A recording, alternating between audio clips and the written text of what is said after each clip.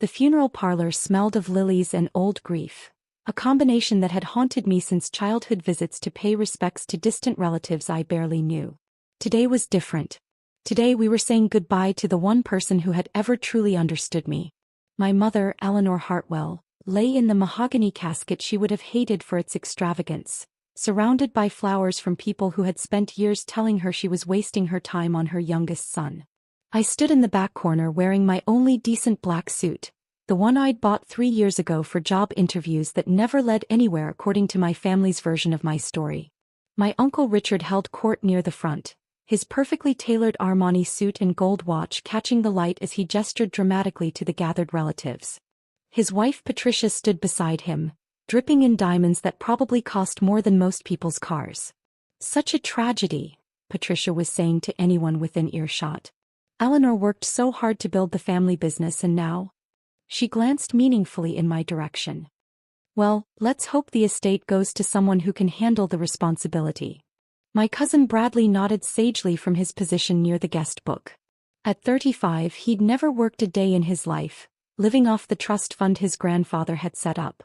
But in the family's eyes he was the success story. The one with the right connections, the right wife, the right address in the gated community. "David's here," I heard someone whisper. That was me. David Hartwell, the family disappointment. The college dropout who worked at Murphy's gas station on Highway 9. The one who'd chosen to move into a studio apartment above the mechanic's shop instead of pursuing a real career in finance like Uncle Richard had planned for me. If only they knew. I checked my phone discreetly. A text from Marcus, my attorney. "Documentation ready. Estate transfer complete. Sorry for your loss. Call when you're ready to proceed." Another from Janet, my chief financial officer. "Quarterly reports show 23% growth. The board sends condolences. Take all the time you need." And one from Mom's doctor. "Your mother was proud of you, David. She made sure I knew that before she passed. The secret dies with her as promised." I slipped the phone back into my pocket and walked toward the front of the room. Time to pay my respects before the vultures began circling in earnest. "David," Uncle Richard's voice boomed across the funeral parlor. "There you are. We were wondering if you'd show up." I approached the casket, ignoring his comment. Mom looked peaceful, her silver hair perfectly arranged, wearing the pearl necklace she'd inherited from her own mother. The same necklace Uncle Richard had tried to claim 6 months ago, insisting it was too valuable for someone in my position to safeguard. "She looks beautiful," I said quietly. "Yes, well," Patricia sniffed. "We made sure she had the best. Unlike some people, we understand the importance of maintaining dignity." I bit back my response. They'd chosen the most expensive funeral package available, charging it to Mom's estate account. The same account they'd been eyeing for months, making increasingly obvious hints about how the family assets should be properly managed after her passing. "David," Bradley approached with his usual condescending smile. "Good to see you cleaned up for the occasion. How's the gas station treating you?" "Can't complain," I replied. "Steady work, honest pay." Uncle Richard snorted. "Honest pay. Your mother could have gotten you a position at Hartwell Industries. Real money, real responsibility. Instead." He gestured vaguely at my suit. Hartwell Industries. The family construction company that had been circling the drain for 3 years. I'd been watching their quarterly reports with interest, particularly their debt-to-equity ratio and the series of failed projects that had left them leveraged beyond recovery. Uncle Richard had been borrowing against everything, including the family estate, to keep the business afloat. "Some people are built for greatness," Patricia added sweetly. "Others are more suited to service positions." The funeral service proceeded with the usual rituals. A pastor who'd never met my mother read from prepared notes about her dedication to family and business acumen. Uncle Richard gave a eulogy that focused more on his own achievements than Mom's life. Bradley's wife sobbed dramatically, though she'd spoken to my mother maybe 5 times in the past decade. I said nothing. Just sat in the back row, remembering the woman who'd spent her last 3 years secretly working with me to build something extraordinary while everyone else dismissed me as the family failure. After the service, as people lingered over coffee and dry sandwiches, Uncle Richard called for attention. "Before we all head to the cemetery," he announced, I think it's appropriate to address Eleanor's final wishes regarding the estate. Here it comes. I settled back in my folding chair watching the performance. As her eldest surviving relative and executor of the will, Uncle Richard continued, I've reviewed the documentation with our attorneys. The Hartwell family estate, including the house, the business assets, and associated properties, will be distributed among the responsible family members. Patricia nodded approvingly. Bradley straightened his tie. Now, we all know Eleanor had a soft spot for David. Uncle Richard's eyes found me across the room. But the estate must go to those capable of preserving the family legacy. We can't have assets squandered on. He paused dramatically. Well, let's just say not everyone is equipped to handle such responsibility. Several relatives murmured agreement. I caught snippets. Always knew David wouldn't amount to much, and Eleanor was too generous with that boy, and gas station attendant, honestly. So, Uncle Richard pulled out a leather portfolio. The estate goes to responsible family members. Not dropouts who work at gas stations. The room fell silent except for the gentle hum of the funeral parlor's air conditioning. Everyone was looking at me, waiting for my reaction to being publicly disinherited at my own mother's funeral. I stood up slowly, reaching into my jacket pocket. That's interesting, Uncle Richard, I said quietly, pulling out my own leather portfolio. Because I have some documents here that tell a different story. His confident smile flickered slightly. David, please don't make this more difficult than it needs to be. Your mother's wishes were very clear. Yes, I agreed, opening my portfolio. They were very clear. Shall I read them? I pulled out the notarized documents, the real ones, and began reading in a clear voice that carried across the suddenly silent room. I, Eleanor Marie Hartwell, being of sound mind and body, do hereby bequeath my entire estate, including all real property, business assets, investments, and personal effects, to my son David Michael Hartwell. The silence was deafening. Furthermore, I continued, I designate David as the sole beneficiary of all trusts, accounts, and holdings previously unknown to other family members, including but not limited to the controlling interest in Meridian Holdings LLC, the parent company of 17 subsidiary businesses across 3 states. Uncle Richard's face had gone white. That's impossible. I'm the executor. I have the will. You have a will, I corrected, still reading. The preliminary document Mom's lawyers prepared to keep you from interfering while she finalized her actual wishes. This is the real will, signed and witnessed just 2 weeks before her death. I looked up at their stunned faces. Oh, and Uncle Richard? About that mortgage on your house in Brookfield Estates? The one you've been struggling to pay since Hartwell Industries started failing? Mom bought that note 6 months ago. Technically, I now own your house. The color drained from Patricia's face. Bradley's mouth hung open like he was catching flies. But how? Patricia whispered. Eleanor worked at the flower shop. She had no money for investments. I smiled, the same quiet smile Mom had taught me years ago. Mom didn't work at a flower shop, Patricia. She owned 17 of them, along with the property management company that controls most of downtown's commercial real estate, and the construction firm that's been underbidding Hartwell Industries on every major project for the past 3 years. Uncle Richard collapsed into the nearest chair.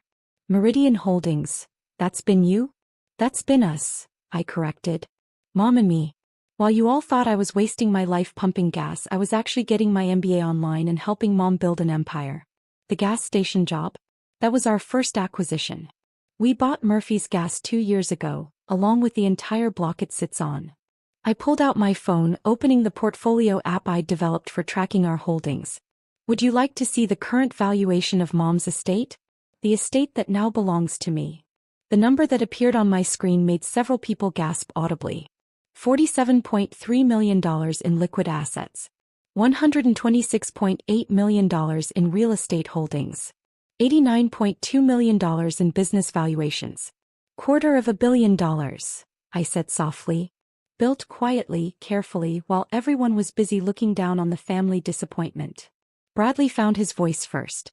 But you work at a gas station. You live in that tiny apartment. I work at a gas station I own, I corrected. And I live in a small apartment because I was saving money to help Mom expand our investments. Funny how frugal living looks like poverty to people who spend money they don't have. I turned to Uncle Richard, who was staring at the documents like they might disappear if he looked hard enough. Speaking of money you don't have, I continued, Hartwell Industries owes approximately $2.8 million to various creditors. Mom's been keeping track of your debts, Uncle Richard. Very carefully. I pulled out another document. This is a notice of default on your corporate loans. Payment was due yesterday. As of this morning, Meridian Holdings has purchased all of Hartwell Industries' debt from your creditors. The implications sank in slowly. Uncle Richard's business, his house, his entire financial life was now under my control. You can't do this, he whispered. We're family. Family, I repeated thoughtfully. Like when you convinced Mom to invest her savings in your construction project 15 years ago. The one that failed and cost her everything she'd saved for retirement. Patricia's hand flew to her throat. They'd never known I knew about that. Or like when you told everyone at Christmas 3 years ago that I was mentally unstable and shouldn't be trusted with responsibility? I continued. That was rich, coming from someone who'd just gambled away $50,000 in Atlantic City and hidden the loss from his wife. Bradley backed toward the door. His own financial situation wasn't much better, and he knew I had the resources to discover exactly how bad it was. Here's what's going to happen, I said, my voice still calm and measured. Uncle Richard, you have 30 days to present a restructuring plan for Hartwell Industries. A real plan with actual accountability and oversight. If you can prove you're capable of running a legitimate business, I'll consider keeping you on as a managed employee. A managed employee? Patricia sputtered. Richard built that company. Richard inherited that company, I corrected, and drove it into the ground through poor management and personal greed. Mom spent 3 years documenting every questionable decision, every financial irregularity, every shortcut that put workers at risk to save money. I opened another folder. Speaking of irregularities, Patricia, we should discuss your involvement in the invoice padding scheme. Yes, I know about that too. Mom's forensic accountant was very thorough. The funeral parlor had emptied except for immediate family. Even the funeral director had retreated, sensing the shift in power dynamics. As for the family house, I continued, Bradley, you and your wife have been living there rent-free for 2 years. Market rate for a property that size is $4,500 per month. You owe $108,000 in back rent, plus utilities and maintenance costs. Bradley's wife started crying. Real tears this time. But I'm not unreasonable, I said. Family is family, as you keep reminding me. So here's my offer. Bradley, there's a position open at Meridian's property management division. Entry level but honest work with opportunities for advancement based on merit, not birthright. I turned to Uncle Richard. And you can keep your house, Uncle Richard. I'll sell the mortgage back to you at cost with reasonable payment terms. All you have to do is admit that maybe, just maybe, you misjudged the family dropout. The silence stretched for a long moment. Finally, Uncle Richard cleared his throat. David, he said quietly, we had no idea. No, I agreed. You had no idea. You were too busy looking down on me to notice what I was actually accomplishing. Too convinced of your own superiority to see that maybe the gas station attendant understood business better than the man who inherited a profitable company and ran it into debt. I gathered my documents, slipping them back into my portfolio. Mom's funeral is in an hour, I said. I suggest we all take some time to think about how we want to remember her. As the woman who quietly built an empire while her family dismissed her son, or as the mother who taught that same son everything he needed to know about real success. I headed toward the door, then paused. Oh, and Uncle Richard, that Rolex you're wearing? The one you bought with company funds last month? Consider it a gift. You'll need to start liquidating personal assets soon anyway. As I walked out into the afternoon sunlight, I pulled out my phone. 3 missed calls from potential business partners who'd read about Mom's passing in the business journal. Word traveled fast in investment circles when a major portfolio changed hands. I called Marcus first. David, he answered immediately. How did it go? About as expected, I said, climbing into my practical Toyota Camry. They took it about as well as you'd imagine. And the family business? They'll come around. Uncle Richard's pride is bruised, but he's not stupid. He knows I hold all the cards now. What about the personal relationships? I thought about that as I drove toward the cemetery. Mom always said that Real family supports each other's dreams, even when they don't understand them. The rest is just genetics and legal obligations. The cemetery was peaceful, rolling hills dotted with old oak trees. Mom's grave was toward the back, overlooking the valley where she'd grown up. I parked and walked over, carrying the flowers I'd brought from her favorite garden center. Not the expensive arrangements from the funeral, just simple daisies she'd always loved. "Well, Mom," I said quietly, placing the flowers on the fresh grave. "The secret's out. Uncle Richard knows about Meridian Holdings. Patricia knows about the real estate portfolio. Bradley knows about his back rent." The wind rustled through the oak leaves overhead. "You were right about keeping quiet until after the funeral. They needed to show their true colors one more time. Now everyone knows exactly where they stand." I sat on the small bench nearby, looking out over the valley. I wish you could have seen Uncle Richard's face when I mentioned his mortgage. Patricia almost fainted when I brought up the invoice padding. And Bradley, poor Bradley, looked like he was going to be sick. A car pulled up behind mine. Uncle Richard's Lincoln Continental. He got out slowly, looking older than he had an hour ago, and walked over to where I sat. "David," he said quietly. "Hey." I gestured to the other end of the bench. He sat down heavily, staring at Mom's grave. "She was always smarter than the rest of us," he said finally. "Even as kids, Eleanor could see things we missed. I should have known she wouldn't just leave you with nothing." "She didn't leave me with nothing, Uncle Richard. She left me with everything I needed to succeed. Knowledge, connections, and most importantly, the understanding that real wealth comes from building something valuable, not inheriting something valuable." He nodded slowly. "I've been thinking about what you said. About the 30-day restructuring plan. And I want to try. Not because I have to, but because maybe it's time I learned how to actually run a business instead of just owning one." I looked at him carefully. "It won't be easy. No more expense account lunches or company cars for personal use. No more hiring your golf buddies for positions they're not qualified for. Everything will be transparent, accountable, measurable." "I understand."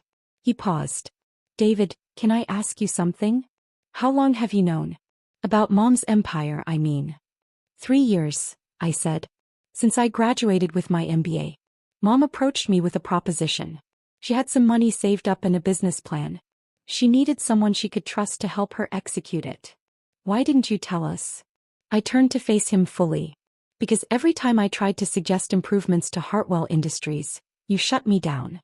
Every time I offered to help with the books or the project management, you reminded me that I was just the college dropout. Why would I share a business opportunity with people who made it clear they thought I was incapable of success?" Uncle Richard flinched.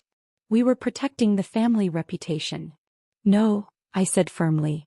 "You were protecting your own egos. There's a difference." We sat in silence for a while, watching the sunset paint the valley in shades of gold and crimson. Finally, Uncle Richard spoke again. "What happens now?" "Now," I said, standing up, "we honor Mom's memory by building something she'd be proud of. A family business that actually serves the family, not just the people who inherited positions they didn't earn." I started walking back toward my car, then turned back. "Uncle Richard, the restructuring plan isn't just about Hartwell Industries. It's about us. All of us. Mom didn't just leave me money. She left me the responsibility to take care of the family, even the parts of the family that didn't think I was worth taking care of. And you're willing to do that? After everything we put you through?" I smiled, the same quiet smile Mom had taught me. "That's what real family does, Uncle Richard. We take care of each other, especially when we don't deserve it."